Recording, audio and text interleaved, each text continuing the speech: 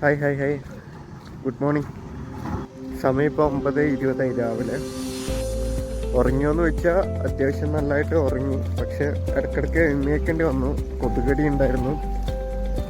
Good night use ചെയ്ത് കഴിഞ്ഞാൽ അറിയാലോ, ഒരു വണ്ടിക്കുള്ളിൽ ക്ലോസ്ഡ് ആയിട്ടുള്ള സർക്കിളിലാണുള്ളത്. അപ്പോൾ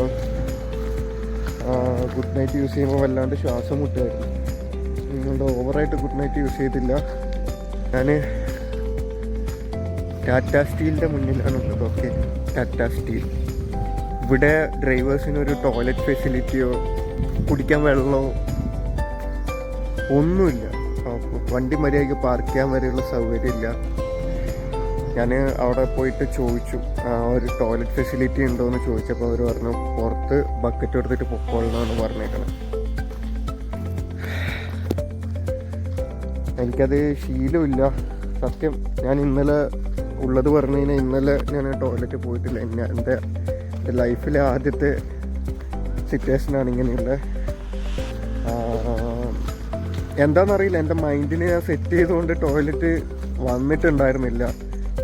ഓക്കെ, ഇങ്ങനെ പെട്ട് കിടക്കുകയാണ്, ടോയ്ലറ്റിൽ പോകണ്ടെന്നുള്ളത് മൈൻഡിൽ ഇങ്ങനെ കൊടുത്തോണ്ട് എനിക്ക് അങ്ങനെ ഒരു ഫീലേ വന്നിട്ടുണ്ടായിരുന്നില്ല ഇന്നലെ. പക്ഷെ ഇന്നും ഞാൻ ടോയ്ലറ്റിൽ പോയിട്ടില്ല എന്നുണ്ടെങ്കിൽ അത് എനിക്ക് എൻ്റെ ഹെൽത്തിനെ അത് എഫക്റ്റ് ചെയ്യുന്നുള്ളതുകൊണ്ട് ഞാനിങ്ങനെ ടോയ്ലറ്റും തപ്പി പോവുകയാണ്. ഇവിടെ ഒരു റെയിൽവേ സ്റ്റേഷൻ കിടപ്പുണ്ട്. ഒന്നും സാധിച്ചില്ലെങ്കിൽ ഞാൻ റെയിൽവേ സ്റ്റേഷനിൽ പോയി നോക്കും. പ്ലാറ്റ്ഫോം ടിക്കറ്റ് എടുത്തിട്ട് ഉള്ളിൽ കയറിയിട്ടാണെങ്കിൽ ഞാൻ നോക്കും. ഇല്ലാന്നുണ്ടെങ്കിൽ ഇവിടെ ഒരു ഹോട്ടൽ ഉണ്ട് എന്നാണ് പറഞ്ഞേക്കണം. ടാറ്റ സ്റ്റീലാണ് കേട്ടോ, ടാറ്റ സ്റ്റീൽ. അവിടെ പുറത്ത് കിടക്കുന്ന ഡ്രൈവേഴ്സിന് ഒരു ഫെസിലിറ്റിയും ഇല്ല. കുടിക്കാൻ അവിടെ ഒരു ടാപ്പുണ്ട്, വെള്ളത്തിൻ്റെ ടാപ്പുണ്ട്. പക്ഷെ അത് ഉപ്പ് വെള്ളം എന്ന് പറഞ്ഞു കഴിഞ്ഞാൽ കയ്യിലെടുത്ത് പിടിച്ച് ആ വെള്ളം വറ്റിച്ച് കഴിഞ്ഞാൽ ഉപ്പ് കയ്യിൽ, അങ്ങനത്തെ ഉപ്പ് വെള്ളമാണ്. ഞാൻ എന്തായാലും ഈ റെയിൽവേ ക്രോസ് താണ്ടിയിട്ട് അങ്ങോട്ടേക്ക് പോയി കഴിഞ്ഞ് കഴിഞ്ഞാൽ ഒരു ഹോട്ടലുണ്ട് എന്നാണ് പറഞ്ഞത്. ഹോട്ടലിൽ ചിലപ്പം ടോയ്ലറ്റ് ഫെസിലിറ്റി ഉണ്ടാവുമായിരിക്കും.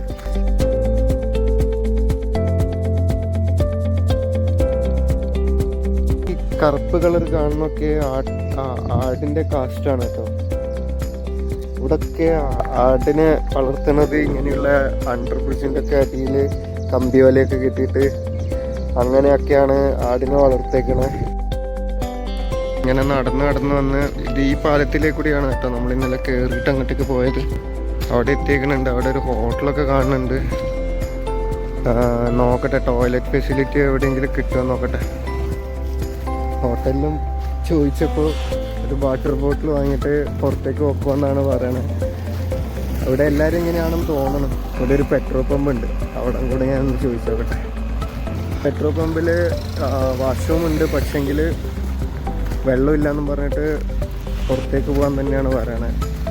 നേരെ ഓപ്പോസിറ്റ് നമ്മൾ ഇന്നലെ വണ്ടി വൈകുന്നേരം വെച്ച സ്ഥലത്ത് ഒരു പെട്രോൾ പമ്പ് കൂടിയുണ്ട്, അവിടെ കൂടി ഒന്ന് ചോദിച്ചു നോക്കട്ടെ.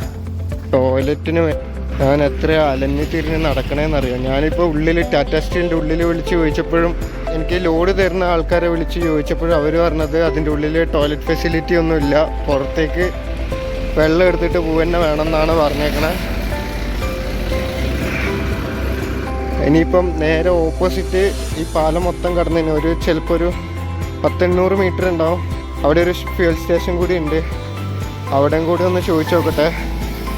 ഇനിയിപ്പോൾ പൈസ കൊടുത്തിട്ടാണെങ്കിലും ഫ്യൂൽ സ്റ്റേഷനിലൊക്കെ അവിടെ ചക്ക വലിപ്പത്തിൽ എഴുതി വെച്ചേക്കുന്നുണ്ട്, ക്ലീൻ ടോയ്ലറ്റ് ഫെസിലിറ്റി അങ്ങനെയൊക്കെ പറഞ്ഞിട്ട് എഴുതി വെച്ചേക്കുന്നുണ്ട്.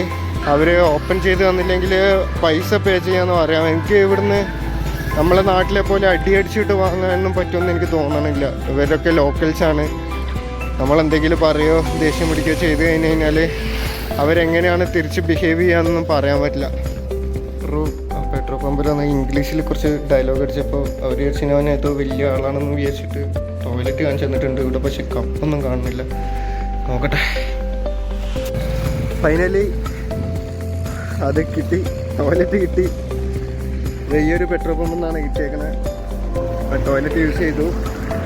ഇനിയിപ്പം ചായ കുടിക്കാം. എനിക്ക് ഫുഡ് കിട്ടിയില്ലെങ്കിൽ കുഴപ്പമില്ല, എൻ്റെ മെയിൻ കാര്യം നടന്നു. വൃത്തി ഉണ്ടോയെന്ന് വെച്ചാൽ അത്യാവശ്യം വൃത്തി ഉണ്ടായിരുന്നു. ഇത് കിട്ടിയ തന്നെ വലിയ ഭാഗ്യം എന്ന് വിചാരിക്കണം. ഒരു ചായ കുടിക്കാം. എന്നിട്ട് പോയിട്ട് വീണ്ടും ഓൺ ഡ്യൂട്ടി കിടന്നുറങ്ങൽ. അഫ്കോഴ്സ് വേറെ പണിയൊന്നുമില്ല. ശരിക്കും ഈ ടോയ്ലറ്റ് നിഷേധിക്കുക എന്നൊക്കെ പറയുന്നത് ശരിക്കും ഒന്ന് ആലോചിച്ച് നോക്കിക്കേ, നിങ്ങളെ കൊണ്ട് പറ്റുമോ? ഇവിടെയുള്ള മിക്ക ഡ്രൈവേഴ്സിൻ്റെ അവസ്ഥ ഇതാണ് കേട്ടോ. ഇതാണ് കേട്ടോ നമ്മുടെ ഇന്നത്തെ രാവിലത്തെ ഭക്ഷണം.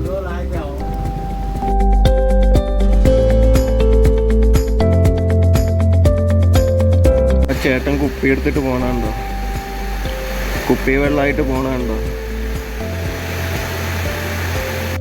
സമയം ഇപ്പം 2:30 നല്ലോണം വിശക്കുന്നുണ്ട്. രാവിലെ ഞാനൊരു ചായയും ബിസ്ക്കറ്റും മാത്രം കഴിച്ചേ ഉള്ളൂ. അപ്പം എന്ത് ചെയ്യുന്ന ആലോചിച്ചുകൊണ്ടിരിക്കുമ്പോഴാണ് സൊമാറ്റോൻ്റെ ഐഡിയ തലയിൽ വന്നത്. സൊമാറ്റോ ആപ്പ് ഡൗൺലോഡ് ചെയ്തു. അതിന് ശേഷം ഒന്ന് സെർച്ച് ചെയ്ത് നോക്കി. ഒരു എഗ് റൈസും എഗ് ബുർജിയും കൂടിയിട്ട് 220 രൂപക്ക് ഞാൻ ഓർഡർ ചെയ്തിട്ടുണ്ട്. സാധനം കൂടി എത്തുമോ, നല്ല ഫുഡായിരിക്കുമെന്ന് എനിക്കറിയില്ല. എന്തായാലും ഓർഡർ ചെയ്തിട്ടുണ്ട്. 20 മിനിറ്റ്സാണ് സമയം കാണിക്കണത്. ഇതാണ് ഞാൻ ഇന്ന് ഓർഡർ ചെയ്തേക്കണത്. ഒരു എഗ് ബുർജി ഉണ്ട്, ഒരു എഗ് റൈസ് ഉണ്ട്. കാണുമ്പോൾ അത്യാവശ്യം കൊള്ളാൻ തോന്നുന്നു. ഒരു തംസപ്പ്, പിന്നെ ഇതിൻ്റെ അകത്ത് തൈരോ സംതിങ് അങ്ങനെ എന്തോ ഉണ്ട്. പിന്നെ ഒരു കറിയും ഉണ്ട്, കുറച്ച് ഉള്ളി മുറിച്ചിട്ടുണ്ട്. ഇതാണ് ഇനി എൻ്റെ കയ്യിലുള്ള ആകെയുള്ള വെള്ളം. ഇന്നും കൂടെ ലോഡായിട്ടില്ലെങ്കിൽ ഈ വെള്ളം ഇന്ന് തീരും.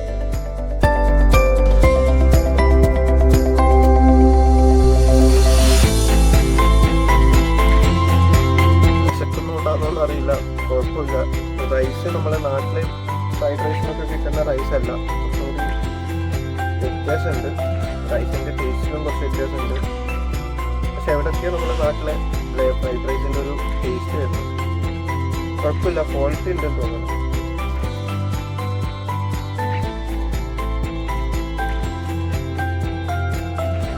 എഗ് ബുർജി നമ്മുടെ നാട്ടിൽ കിട്ടുന്ന എഗ് ബുർജി അല്ല, ആന്ധ്ര എഗ് ബുർജി എന്ന് പറഞ്ഞിട്ടാണ് വാങ്ങിയത്. എഗ് ബുർജി കുഴപ്പമില്ല. പിന്നെ തൈര് ഉണ്ടെന്തോ ഗ്രേവി ഉണ്ട്, അത് ഞാൻ യൂസ് ചെയ്യണില്ല. ഞാൻ വാങ്ങുമ്പോൾ തന്നെ തൊട്ടടുത്ത് നമ്മളെ കമ്പനിയിലെ വേറൊരു ഡ്രൈവർ ഉണ്ട്. പുള്ളിക്കാരൻ ബീഹാറിയാണ്. പുള്ളിക്കാരനും കൂടെ ഫുഡ് വാങ്ങിയായിരുന്നു. പൈസ തന്നു കേട്ടോ. ഞാൻ ഓർഡർ ചെയ്തതിന് ശേഷമാണ് ആലോചിച്ചത് പുള്ളി കഴിച്ചിട്ടുണ്ടോന്ന്. അപ്പോൾ പുള്ളിയോട് പോയി ചോദിച്ചപ്പോൾ കുഴപ്പമില്ല, ഓർഡർ ചെയ്തു എന്ന് പറഞ്ഞു. അങ്ങനെ വിളിച്ചു പറഞ്ഞു. വേറൊരു കാര്യം എന്താണെന്ന് വെച്ച് കഴിഞ്ഞാൽ ഞാൻ വീണ്ടും ഓർഡർ ചെയ്യണ്ടല്ലോ എന്ന് വെച്ചിട്ട് റെസ്റ്റോറൻറ്റിൽ വിളിച്ചിട്ട് വീണ്ടും ഒന്നുകൂടി വെക്കണം എന്നാണ് പറഞ്ഞത്. ആ സമയത്ത് ഡെലിവറി പാർട്ട്ണർ വിളിച്ചിട്ട് എൻ്റെ അടുത്ത് പറയാണ് 50 രൂപ എക്സ്ട്രാ പേയ്മെൻറ്റ് തരേണ്ടി വരും, എന്നാലേ ഞാൻ ഈ ഓർഡർ ഡെലിവറി ചെയ്യുന്നു. ശരിക്കത് മണ്ടത്തരായിപ്പോയി. ഞാൻ വീണ്ടും ഒന്ന് ഓർഡർ ചെയ്ത് കഴിഞ്ഞാൽ വേറൊരാൾ വന്നിട്ട് തരും. എനിക്ക് എക്സ്ട്രാ പേയ്മെൻ്റ് ഒന്നും ചെയ്യേണ്ട ആവശ്യമില്ല. പക്ഷേ പിന്നെ ലേറ്റ് ആവുമല്ലോ, വിശന്നിരിക്കായിരിക്കുമല്ലോ എന്ന് വിചാരിച്ചിട്ട് ഞാൻ പിന്നെ അത് നോക്കിയില്ല. കഴിക്കട്ടെ, നല്ല രീതിയിൽ വിശക്കുന്നുണ്ട്. അറിയാലോ, ഇന്നലെ രാത്രിത്തെ ഫുഡ് മൊത്തം ശരിയായിട്ടില്ല. പിന്നെ രാവിലെ ഒന്നും കഴിച്ചില്ല. ഇപ്പോൾ സമയം 3:30 ഞാൻ ഭക്ഷണം കഴിക്കട്ടെ. നല്ല ചൂടായതുകൊണ്ടാണോ ഒന്നും കഴിക്കാണ്ട് പെട്ടെന്ന് കഴിക്കുന്നതുകൊണ്ടാണെന്നൊന്നും അറിയില്ല. എനിക്ക് ഫുള്ളായിട്ട് കഴിക്കാൻ പറ്റണില്ല. വിശക്കുന്നുണ്ട്, പക്ഷെ ഫുഡ് ഫുള്ളായിട്ട് കഴിക്കാൻ പറ്റണില്ല. എന്തായാലും ഞാൻ കൈയിട്ടാണ്. അപ്പോൾ അത് ഇനിയിപ്പോൾ രാത്രിയത്തേക്ക് മാറ്റി വെച്ച് കഴിഞ്ഞാൽ അത് വേസ്റ്റ് ആയിട്ടുള്ളൂ. നമ്മുടെ കുറച്ച് പട്ടികളുണ്ട്, അവർക്ക് കൊടുക്കാം. ഇത്രയും ബാക്കിയാണ്. പകുതി ഞാൻ കഴിച്ചോളൂ, പകുതി കഴിച്ചിട്ടുണ്ട്. ബാക്കി നമുക്ക് അവർക്ക് കൊടുക്കാം.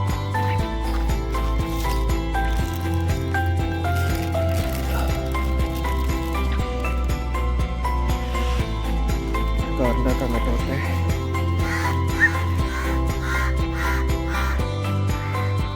സമയം ഇപ്പോൾ രാത്രി 1:10.